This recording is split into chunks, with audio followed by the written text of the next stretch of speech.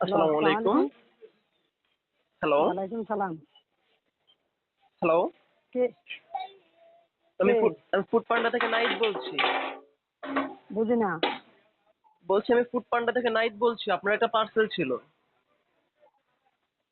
Anita parcel কি কি জানি